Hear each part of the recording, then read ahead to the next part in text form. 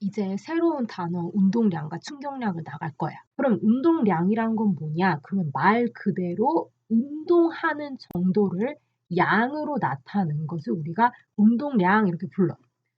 내가 어떤 한 물체의 운동량을 알고 싶어. 그러면 질량과 속도에 곱한 그 양의 정도로, 그러니까 킬로그램 곱하기 1kg, 예를 들어서 5kg 2m/s 곱해서 10kg m/s으로 그 곱한 것의 양으로 우리가 운동량이 얼마인지 파악할 수가 있어요. 그러니까 질량 m인 물체가 속도 v로 움직일 때 우리는 그 물체의 운동량은 mv라고 한다. 자, 그러면 그 운동량은 왜 질량 m과 v의 비례를 하냐?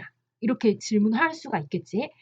자, 우리가 여기서 속도 v가 만약에 이제 얘가 더 빠른 속도, 물체가 더 빠른 속도로 움직인다 그러면 우리는 당연히 얘 물체의 운동하는 양은 더 크다. 그거를 한 번에 알 수가 있어. 자, 근데 질량이 크면 클수록 운동이 적지 않을까 그렇게 생각할 수가 있잖아. 그래서 내가 한번 그거에 따른 이제 답변을 예시를 통해서 들어볼게. 예를 들어서 이제 속도가 똑같은 속도로 간다고 하자. 1m/s 이 예시니까 단순히 나는 예시로 표현하기 위해 숫자를 간단하게 1m/s로 정한 거야. 자, 두 공이 똑같은 1m/s로 날아오는데 가벼운 공과 무거운 공이 똑같은 속도로 날아. 자, 그러면 우리가 생각하기에는 가벼운 공이 더 운동하는 양이 크다고 생각을 하는데, 자, 아니야. 사실 그렇지가 않아. 왜냐면 이 투수가 이 공을, 가벼운 공과 무거운 공을 누가 더 잡기 쉬울까 하면은 이 가벼운 공을 훨씬 더 얘를 멈추기가 쉽겠지. 멈추기가 쉽다는 거는 운동하는 정도가, 운동의 양이 그만큼 작다는 거지. 근데 반면에 무거운 공이 있잖아? 더 잡기가 힘들어. 너무 무거워. 얘는 왜냐면 무겁기 때문에 계속 운동하려고 하는 거지. 1m/s로 계속 운동하려고 하지. 자, 우리가 이거를 저번 시간에 뭐라고 불렀냐면 관성이라고 불렀어. 무거우면 무거울수록 질량이 크면 클수록 관성이 더 크다고 했거든. 자, 따라서 이 무거운 물체는 관성이란 게 더 크기 때문에 운동을 더 하겠지. 따라서 우리가 이 무거운 물체는 어떻다고? 운동을 더 많이 할 수가 있다. 운동량이 더 크다고. 따라서 질량이 크면 클수록 운동량도 크다는 거지. 질량이 크면 클수록 운동량이 더 크다. 얘를 더 잡기 힘들다는 건 운동을 더 많이 한다는 거잖아. 그지? 자, 그러면 이제 두 번째는 똑같은 이제 총알인데, 똑같은 질량을 가진 총알이 처음에는 얘가 거의 속도가 눈치채지 못하게 굉장히 천천히 다가오고 거의 다가올 듯 말 듯 너무 느려서, 하나는 엄청나게 빨라서 굉장히 빠르게 날아오고 있어. 그러면 우리는 당연히 운동이 누가 더 크다고 말한다? 얘가 훨씬 더 크다고 말을 하는 거지. 왜냐면 투수가 얘를 잡기가 더 힘들잖아? 얘는 잡기 쉬울 거고, 잡기 쉽다는 것은 이 물체의 운동이 훨씬 더 작다는 거고, 잡기 어렵다는 거는 얘의 물체의 운동량이 더 크다고 말을 할 수가 있는 거지. 따라서 여기에서 우리는 뭐라고 결론할 수 있다? 속도와 운동량은 비례관계다. 요걸 알 수가 있는 거지. 따라서 질량과 운동량은 비례관계고 속도와 운동량도 비례관계. 자, 그래서 이걸 합해서 어떤 식이 나온다? MV는 바로 P라는 식이 나오는 거지. 그러니까 운동량은 어떤 한 물체의 운동량을 알고 싶다 그러면 물체의 질량 m과 속도 v를 알면은 그 물체가 가지고 있는 운동량을 파악할 수가 있다는 거지. 자, 그리고 두 번째로 알아둬야 될 거는 운동량은 벡터다. 자, 우리가 v가 속도가 바로 이제 위에 화살표, 이걸 뭐라고 했지? 우리가 벡터라고 했지. 크기뿐만이 아니라 방향도 규정이 되어야지 우리가 그 물리량을 파악할 수가 있다고 했지. 그러니까 5m/s이 아니라 5m/s는 동쪽이어야지 속도를 우리가 알 수가 있다고 했잖아. 마찬가지로 운동량도 크기뿐만이 아니라 방향이 꼭 따라와야지 우리가 알 수 있는 물리량. 그리고 이 식에서도 봤듯이 P는 M과 V의 곱으로 표현이 되기 때문에 이 운동량의 방향은 항상 누구의 방향을 따라간다? V의 방향을 따라간다. 속도가 동적이면 운동량도 동적, 속도가 서적이면 운동량도 서적.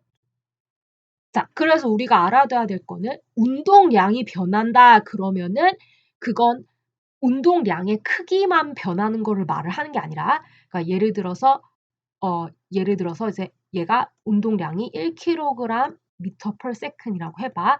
그럼 1kg m/s에서 2kg m/s 이 운동량의 크기만 변하는 걸 의미하는 게 아니라 마이너스 1kg m/s 이렇게 방향이 바뀌는 것도 우리가 운동량이 변한다 그렇게 말을 해준다. 그래서 운동량은 크기와 방향이 바뀌는 거를 우리가 운동량이 변한다 그렇게 규정을 한다고. 벡터이기 때문에. 자, 그리고 마지막으로 운동량을 변해주고 싶다. 변화하게 하고 싶다. 그러니까 예를 들어서 얘가 지금 정지 상태야. 얘 첫 번째 그림은. 그리고 얘가 지금 5m/s로 오른쪽으로 날아가고 있어. 그리고 세 번째는 100m/s로 엄청나게 빠르게 날아간다고 해보자. 자, 그러면 정지에 있는 애는 운동량이 얼마? 0이겠지. 0kg. 그러니까 아까 우리가 운동량을 MV라고 했으니까 0kg m/s에서 얘가 예를 들어 1kg 해보자. 그러면 5kg m/s로 바꿔주고 싶어. 그러면 뭐가 필요하다? 바로 힘이란 게 필요한 거지. 정지에 있는 농구공을 얘를 5kg m/s로 얘를 빠르게 가고 싶으면은 내가 뭐를 가해야 된다? 얘한테 힘을 가해줘야지만 얘의 속도를 변화시킬 수가 있는 거지. 자, 따라서 운동량을 변화시키려면 뭐가 필요하다고? 힘이 필요하다고. 자, 근데 이제 힘을 가하는 것만으로 운동량을 변화시키는 게 아니지. 그럼 힘에는 또 뭐가 따라온다? 힘을 가한 지속 시간도 함께 따라온다. 델타 T라는 게. 힘을 가하면 당연히 힘을 가한 시간도 함께 따라오는 거지. 자, 내가 예를 들어서 얘를 1N을 힘을 가한다 그러면 1N을 얼마 동안 가했는데? 라고 질문할 수가 있는 거지, 당연히. 그러니까 항상 힘만 따라오는 게 아니라 힘과 시간이 같이 따라온다. 운동량을 변화시키게 하려면. 자, 그러면 5kg m/s으로 이제는 어떻게 하길 원하냐? 더 빠르게 가기를 원해. 100m/s. 그래서 얘를 100kg m/s의 운동량을 갖기를 원해. 자, 그러면 얘를 더 빠르게 움직이게 시키기 위해서 나는 어떻게 해줘야 되는 거야? 바로 이 가하는 힘을 어떻게 해준다? 더 세게 가해준다. 엄청나게 얘를 아까는 발로 한 1N으로 찼다고 하면은 이번에는 얘를 엄청나게 큰 힘을 가해서 얘를 차버리는 거지. 자, 그래서 우리가 뭐라고 말을 하냐? 힘을 가하면 가할수록 힘의 세기가 클수록 운동량은 더 커진다. M 델타 V. 속도의 변화가 더 커진다. 라고 말을 하고, 그리고 아까 힘을 가하면 뭐가 함께 따라온다고? 힘을 가한 지속 시간이 항상 같이 따라온다.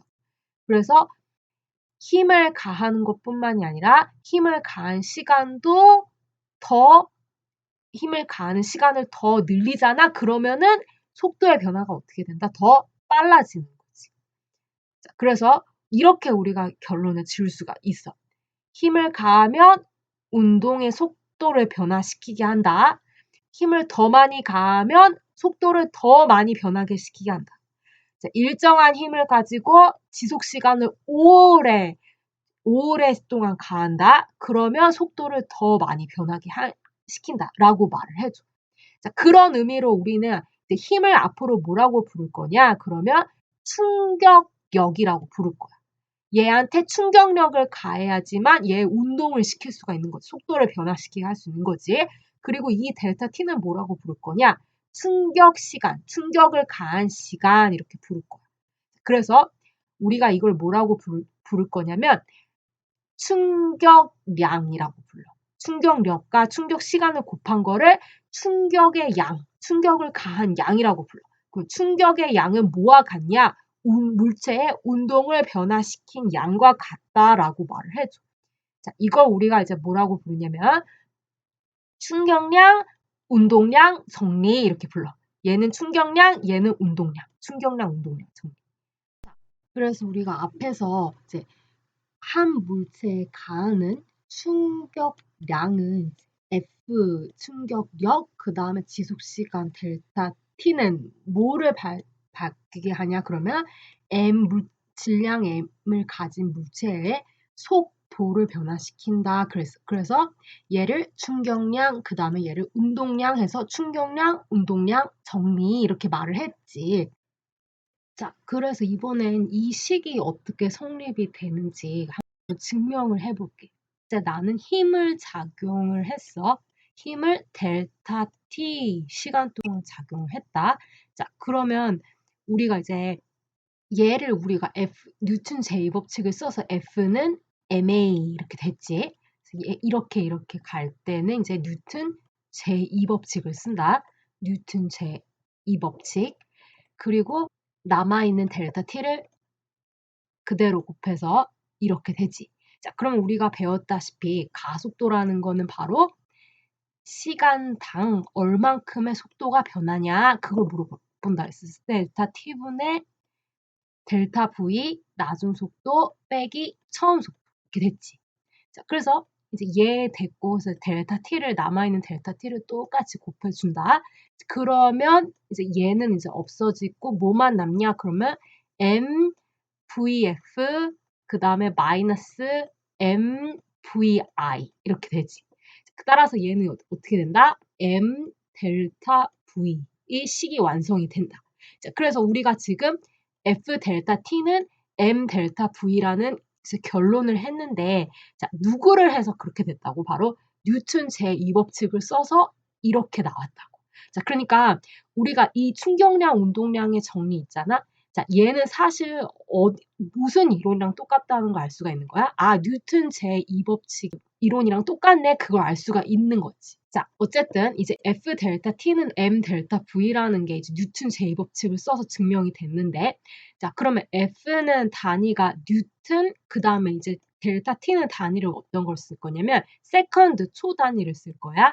그리고 이제 M은 킬로그램의 단위를 쓰고 V는 속도 미터 per second 이렇게 쓸 거야. 자, 그러면 예를 들어서 내가 1뉴턴을 가해서 1뉴턴을 1초 동안 가해서 1kg의 물체를 1m per second의 속도로 증가시켰어. 그러면 우리는 이거 있잖아. 이 단위 뉴턴 1뉴턴 곱하기 세컨 그 다음에 1kg m per second 단위는 동등하다 그렇게 말을 해줘.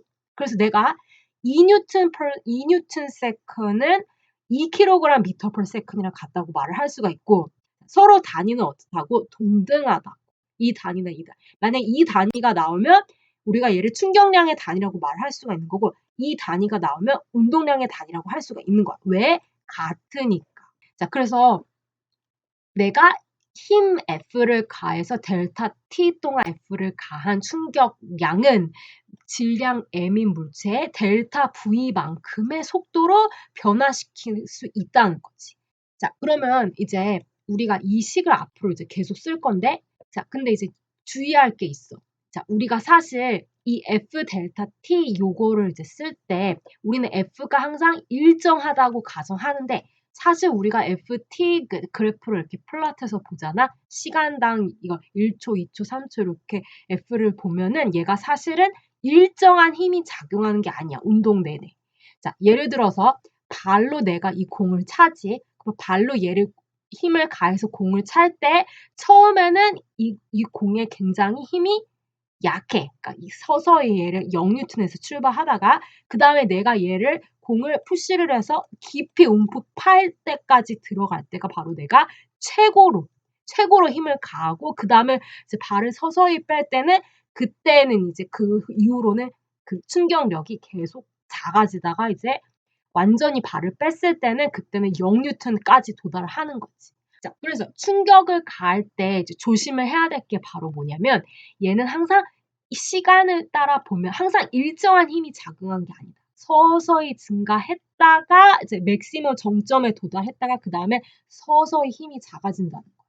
자, 그러면 우리가 이 F 델타 T 예를 들어서 5뉴턴 힘이 작용한다. 그러면 일정하다고 가정하는데 자, 그건 바로 뭐냐면 얘가 이 힘이 일정하게 작용한다는 뜻이 아니고 우리가 요 평균 힘의 범위가 이렇게 여기서 최저에서 최고까지 요만큼 도달하잖아. 그러면 우리는 평균 값을 말을 하는 거야. 내가 5N의 힘을 5초 동안 가했다 그러면 내가 이 공에 가한 평균적인 힘이 5N이라는 거야. 얘가 이제 5N 이렇게 되는 거야.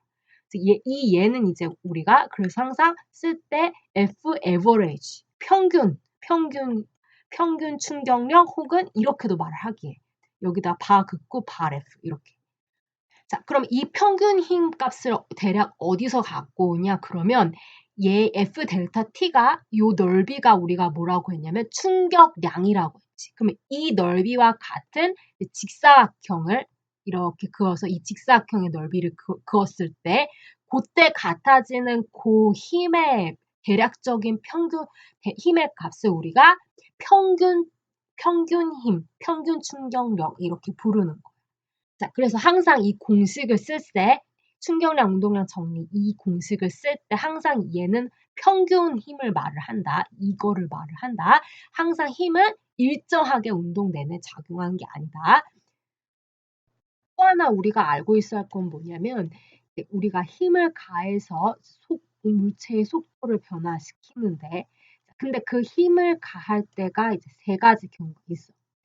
그럼 이제 예를 들어서 이제 M이라는 물체가 속도가 VI로 처음에 오른쪽으로 가고 있다고 해보자. 자, 그러면 첫 번째는 뭐냐면 힘을 똑같은 방향, 오른쪽으로 F와 지금 운동이 VI, 속도의 방향과 같은 방향으로 이제 힘을 가하는 거지. 오른쪽으로, 빨간색으로, 오른쪽으로 이렇게 F로. 자, 그러면 힘과 운동 방향이 같기 때문에 속도가 증가해 버리지. 자, 그럼 두 번째는 이제 힘과 운동하는 방향이 다른 반대 방향. 힘과 이제 VI 속도가 반대 방향. 그러면 내가 지금 오른쪽으로 힘을 가하는 게 아니라 얘가 지금 오른쪽으로 운동하는데 왼쪽으로 힘을 가하는 거지. 예를 들어서 얘를 차버리는 거지, 발로. 자, 그러면 이제 어떻게 된다? 얘는 이제 속도가 감소한다. V가 감소하는 결과가 나오는 거지. 자, 그럼 반대로 이번에는 이제 힘을 아예 가하지 않아. 힘을 아예 가하지 않으면 어떻게 된다? 얘가 VI가 마찰이 없으면 계속 영원히 VI로 계속 처음 속도가 VI가 예를 들어 1m/s냐? 그러면은 10초, 20초, 내일 모레 영원히 계속 1m/s는 계속 운동하는 거지. 자, 그게 바로 우리가 뭐라고 불렀더라? 관성의 법칙. 어떤 힘이 마찰이든지 어떤 힘이 작용하지 않는 이상 그럼 항상 물체는 똑같은 움직임을 유지시킨다. 똑같은 속도로 운동한다. 1번 힘과 같은 방향, 그러니까 플러스 방향으로 이제 플러스면은 힘이 플러스면 델타 V도 어떻게 돼? 양수니까 델타 V가 양수라는 거는 속도가 증가한다. 그 뜻이지. 자, 2번. 힘이 왼쪽으로 작용한다는 건 마이너스 힘이 작용하지. 그럼 마이너스 힘이 작용하면 델타 V가 음수니까 속도가 어떻게 해야 된다? 감소한다. 그 뜻이 되는 거지. 자, 그럼 이제 예시를 가보자. 자, 지금 보면은 이제 0.1초 동안 타점을 기록한 건데 자, 여기서부터 여기까지는 이동 거리가 계속 일정 하니까 지금 여기까지는 무슨 운동이라는 걸 알 수가 있는 거야. 아, 등속도 운동이구나. 지금 계속 왜냐면 1초에 똑같은 미터씩 1초 1m, 1초 1m 계속 가는 거지. 그러다가 요때 이 화살표 때 어떻게 되냐? 그럼 타점 기록의 거리가 조금씩 좁혀져.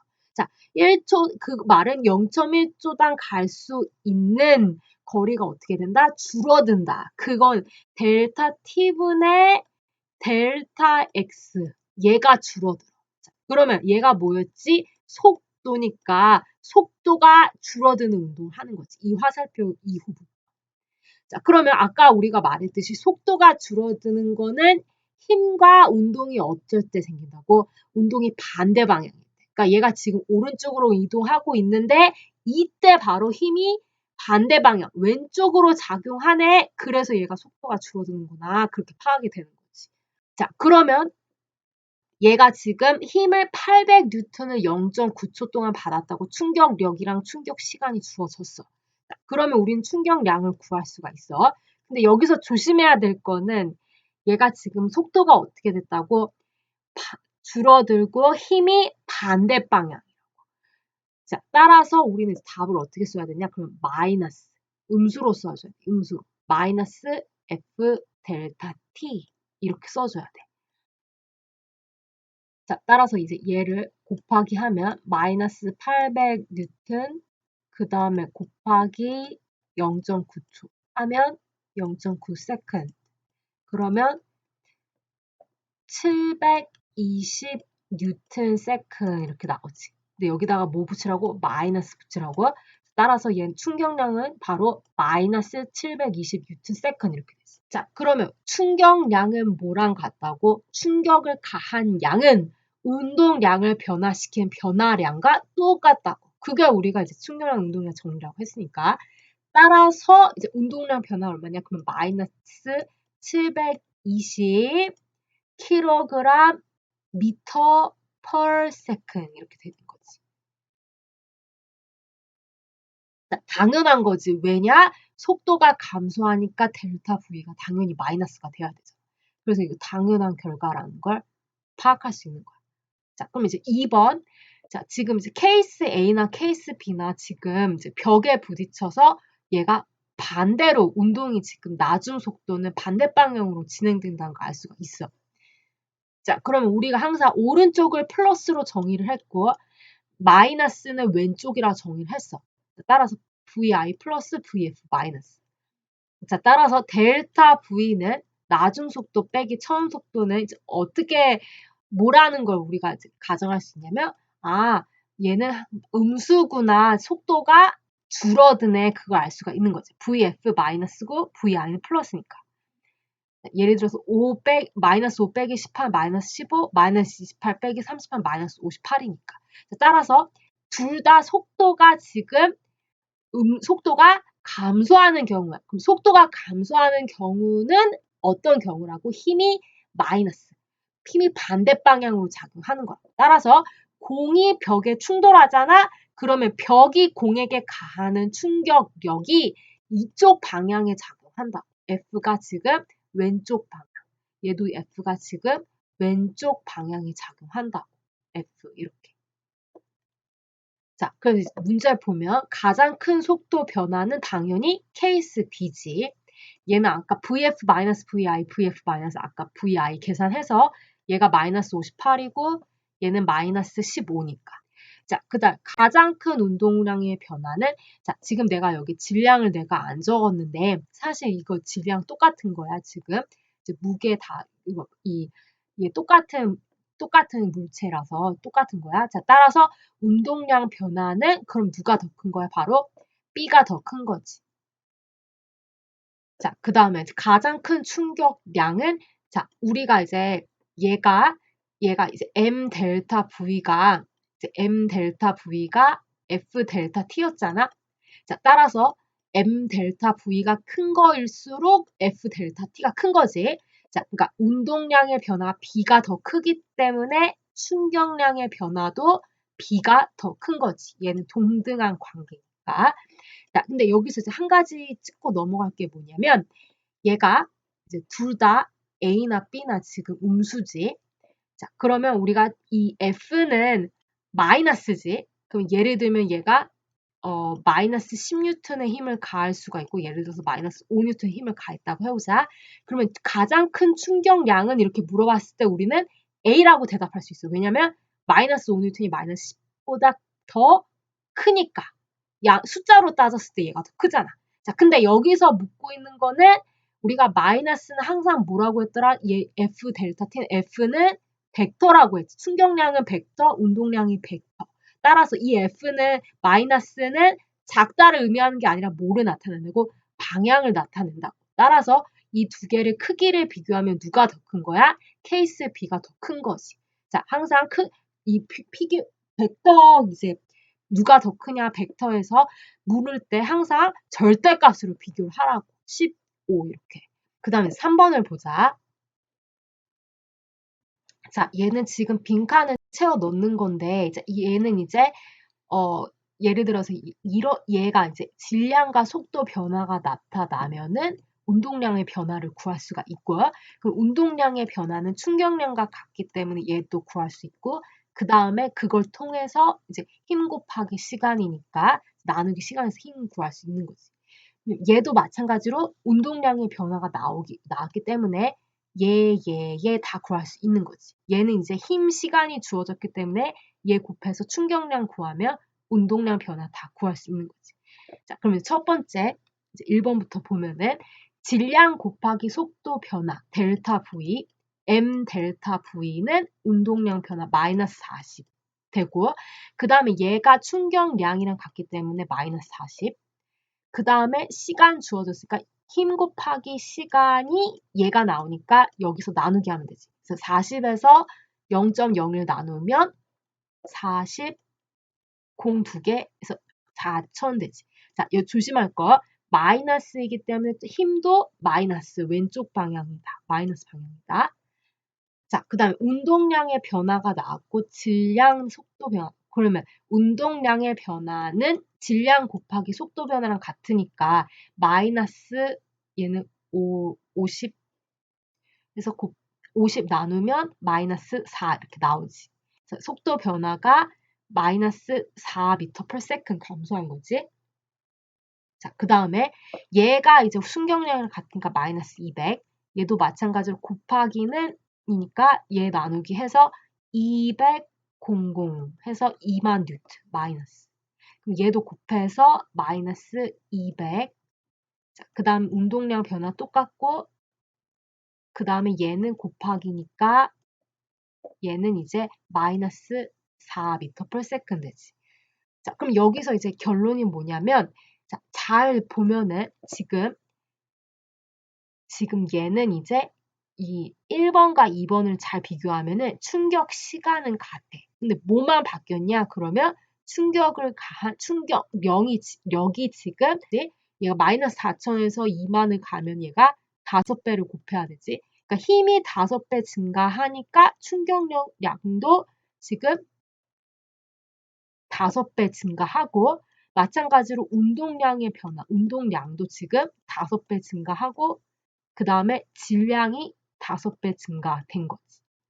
자, 그럼 이제 2번과 3번 경우는 어떤 경우냐? 그러면 여기서부터 여기까지는 다 같아. 그럼 뭐가 변했냐? 그러면 힘과 시간이 변했어. 그럼 시간은 지금 증가하고, 그리고 충격력은 지금 감소했어. 하지만 이제 모든 변수는 다 똑같고. 그러니까 예를 들어서 달걀을 깨트리는데 첫 번째는 얘가 이제 똑같은 속도로 이제 내려오지. 처음 속도가. 그리고 이제 바닥에 동시에 얘네들이 닿지. 자, 그러면 분명히 여기서 뭐는 같다? 운동량의 변화는 같다. 근데 하나는 어디에다 둘 거냐면 콘크리트에 둘 거고, 하나는 푹신한 방석을 둘 거야. 자, 그러면 얘가 둘 다 바닥에 도달하는 시간, 속도, 그리고 처음 속도 다 똑같아. 그 말은 충격량, 운동량이 똑같다. VI, VF 똑같다. 자, 다만 이제 뭐가 달라지냐 그러면 얘는 방석을 뒀기 때문에 얘는 충격력이 힘이 적어져. 대신에 힘이 적어지니까 자, 뭐가 더 커져야 된다는 거야? 지속시간, 델타 T가 더 커져야 된다는 거지. 자, 따라서 우리가 이제 똑같은 계란을 터트리는데 바닥에 똑같이 떨어뜨리는데 힘과 운동량의 변화는 조절을 못하지만 뭐는 변화를 시킬 수가 있다? 충격력하고 충격할 가한 시간을 조절을 할 수가 있다는 거야. 자, 그래서 우리가 이 바닥에 가했을 때 이 충격력을 완화시켜서 얘한테 피해를 덜 입게 할 수 있다는 거야. 자, 지금 문제를 보면은 얘가 지금 이제 처음에 이제 20m/s으로 이제 수평으로 일방향으로 이렇게 날아오는 거지. 그리고 이제 배트로 얘를 쳤으니까 얘가 이렇게 날아오는 거를 치려면은 얘는 이제 이쪽 방향으로 치는 거지. 그러니까 따라서 얘가 가하는 힘의 방향, 그러니까 충격력의 방향은 요 방향이 되는 거지. F. 그리고 나서 이제 속도가 얘가 30m/s 반대 방향으로 이제 나아가니까 그러고 나서 이제 VF는 얘는 이제 플러스 30m/s 이렇게 되지. 내가 여기다 부호를 안 썼는데 마이너스 20m/s 얘가 VI 이렇게 되지. 얘가 처음에 그러니까 힘 방향을 우리는 어떻게 파악할 수가 있다? 바로 이 운동 방향, VI의 방향, V 속도의 방향을 반대로 하려면은 힘을 바로 반대로 가해줘야 되는 거예요. 처음 운동 방향에 반대로 가해줘야지만 나중 속도가 오른쪽 방향이 되는 거지. 자, 어쨌든 이제 문제는 뭐냐면은 자, 이럴 때 우리는 이제 충격량을 구해야 돼. 자, 그리고 이제 질량은 이제 요거의 질량이 얼마냐? 그러면 0.14kg. 자, 항상 주의하라고 했어. 이거 운동량 이제 부호 쓸 때 M은 항상 킬로그램의 단위라고, V는 미터/s이고. 자, 그러면 첫 번째 충격량을 구해야 돼. 그러니까 우리는 뭐를 구해야 된다? F 델타 T를 구해야 한다. 자, 근데 여기까지 나와 있는 지문에는 아직 T가 나와 있지 않고 이제 힘이 나와 있지 않기 때문에 우린 뭐를 쓸 거냐? 충격량, 운동량 이론을 쓸 거다. 그래서 M 델타 V를 구하면 충격량 구할 수 있는 거지. 자, 따라서 M 0.14kg, 0.14kg. 그 다음에 나중 속도는 플러스 30m, 오른쪽 30m/s. 그 다음에 빼기 20m/s이니까 마이너스 마이너스에서 플러스 되지. 플러스 20m/s.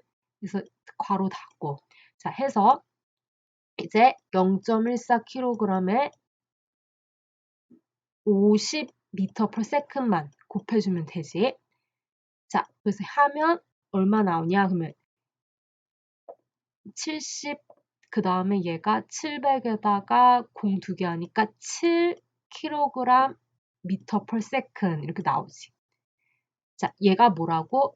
충격량이라고. 이 문제 보면 지금 이제 얘가 물이 이제 자동차를 쏘아서 이렇게 향하고 있는데 이 처음 속도가 얘가 이제 오른쪽으로 20m/s로 이렇게 얘를 지금 쏘고 있는 거지. 자, 근데 이제 나온 물이 어떻게 하냐면 얘가 멈춘대. 그러니까 얘가 이 방향으로 이렇게 튀겨 나가는 게 아니라 여기서 VF가 멈춰버리는 거지.